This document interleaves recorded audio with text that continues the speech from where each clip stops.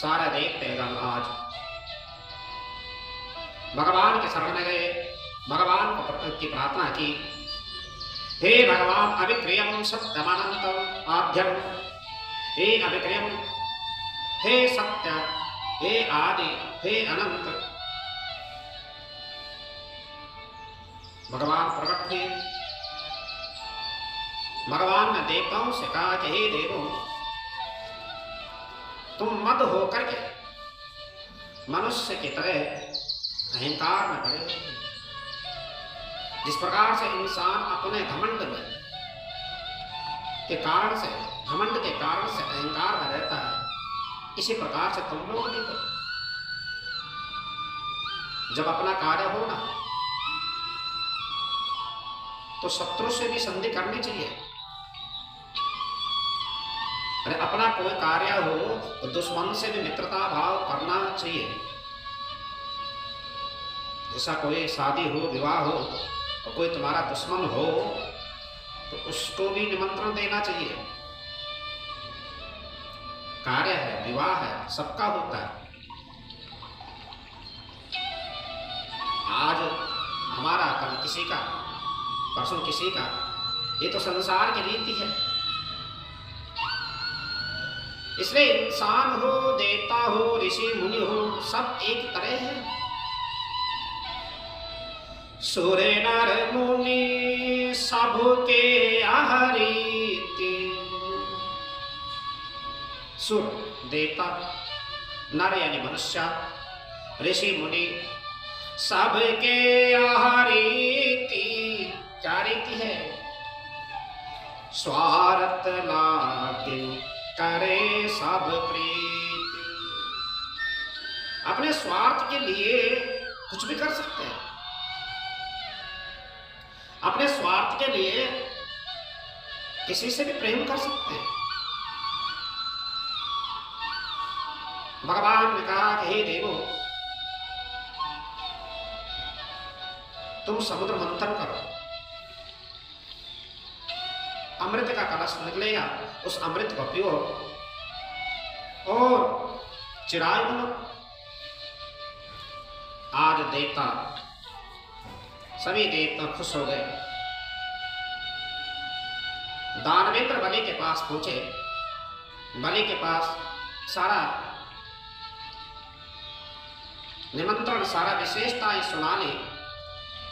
दानवेंद्र बलि खुश हो गए, स्वीकृति दे दी। दानवेंद्र बलि के कहने पर दैत्य और देवता मंदराचल पर्वत को लेने गए। पर्वत को उठाया। ज्यादा भारी होने के कारण से वह पर्वत गिर गया, यानी इन दैत्यों से, देवताओं से छूट गया। उसके नीचे बहुत सारे जो है दब गए, बहुत सारे मर भी गए। हे महाराज, भगवान गरुड़ पर सवार होकर आए, एक ही हाथ से उस पर्वत को उठा करके समुद्र में डाल दिया। अब देवताओं में चर्चा हुई किस प्रकार से मंथन होगा। पर्वत तो मिल गया, तो वासुकीनाथ के पास पहुंचे। तेनाद राजा मंत्रिया फल भागे वासुकिम। ते नागराज वासुकीनाथ समुद्र मंथन करेंगे, उसमें जो अमृत निकलेगा उसमें आपका भी भाग रहेगा। इसलिए आपसे निवेदन है कि आप रजु रूप से रस्सी बनो। अमृत पान के लिए वासुकीनाग में तैयार हो गए। जो भगवान भोलेनाथ के गले में है वही वासुकीनाग है। अमृत पान करने के लिए वासुकीनाग तैयार हुए। समुद्र मंथन होने लगा। मंथन करते करते वह पर्वत रसातल के तरफ, नीचे पर्वत के तरफ जाने लगा। जब पर्वत की तरफ खिसकने लगा, नीचे को खिसकने लगा, तो भगवान कच्छप रूप धारण प्रकट हुए। 1,00,000 पृष्ठभाग, यानी पीठ, जैसे एक पीठ हो तो 1,00,000 पृष्ठभाग के बराबर हुए। और भगवान ने अपने कमर पे अपने पीठ पर मंदराचल पर्वत को उठा लिया। मंथन होने लगा।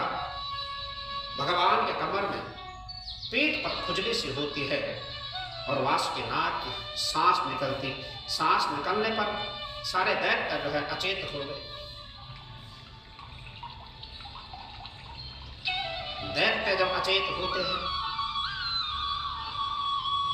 तो समुद्र से सबसे पहले उलवट्टा नाम का विष निकला।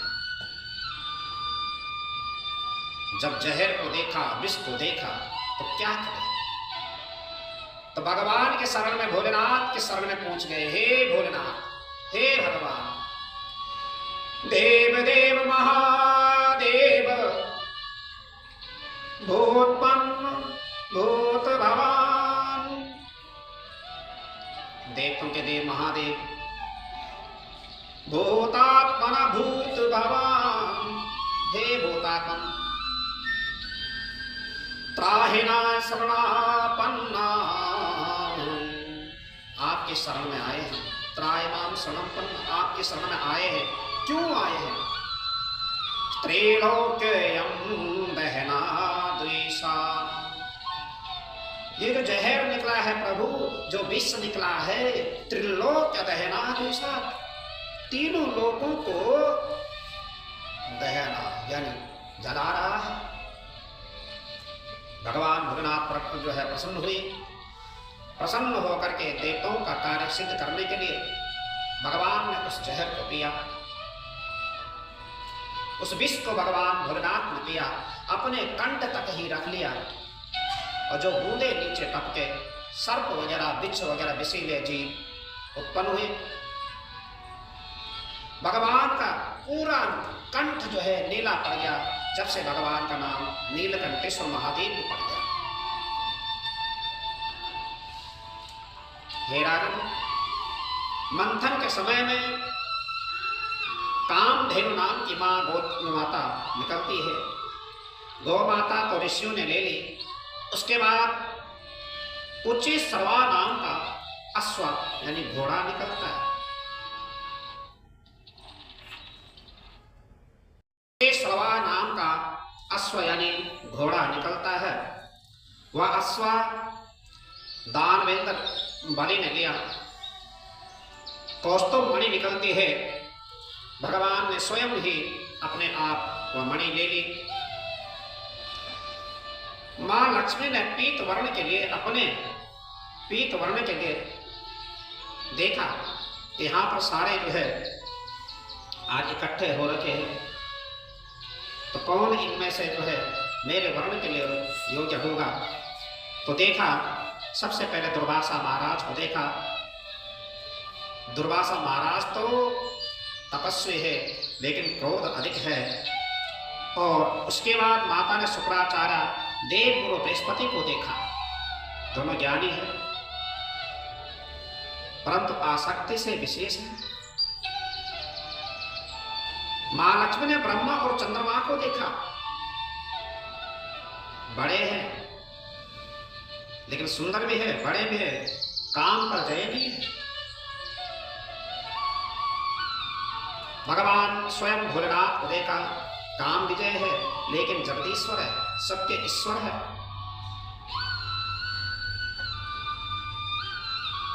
मां ने भगवान विष्णु का ही वर्ण कर लिया। समुद्र मंथन में फिर वाणी सुरा नाम की मदिरा निकली। सारे दैत्यों ने जो है मदिरा ली। मदिरा के मंद में, नशे में सब दैत्य आज जो है मगन हुए और स्वर्णमयी कलश से अमृत निकला तो दैत्यों ने उसको चोरी करने पर भाग गए। भगवान से प्रार्थना की, हे प्रभु हमारी मदद कीजिए। धनवंतरी भगवान ने दैत्यों के सामने मोहिनी रूप धारण किया और मोहिनी रूप धारण करके भगवान ने सब को जो है अमृतपान करवाया। दैत्यों ने मोहिनी रूप को देख करके सम्मोहित हुए तो माया में भगवान ने सबको विस्मय कर दिया। अपने हाथ से आज मोहिनी रूप धारण करके भगवान अमृत को पिला रहे हैं। राहु ने देखा कि पहले तो देवताओं को पिला रहे हैं, क्या पता बाद में ना बचे, तो सूर्य और चंद्रमा के बीच में ही घुस गए। सूर्य ग्रहण और चंद्र ग्रहण, इशारा करने पर भगवान ने राहु का धड़ यानी गर्दन अलग कर दी। अब तो छाया रूपी राहु हो गया। राहु छाया स्मृता केतु, भुवनदीप में लिखा हुआ है राहु की छाया। ब्रह्मदेव ने राहु केतु को नवग्रह में ही उपाधि दे दी। 8वां ग्रह राहु, 9वां ग्रह केतु, नवग्रहों में इनको उपाधि मिल गई।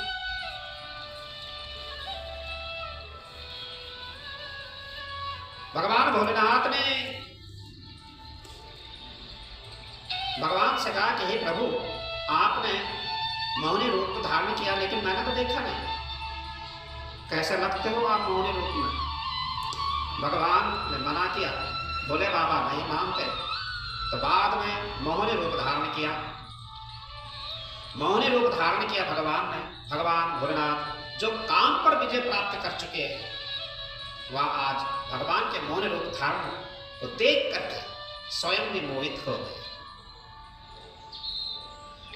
मोहिनी भगवान को पकड़ने गए, पकड़ तो सके नहीं, लेकिन माला हाथ में पड़ी, वो माला टूट गई।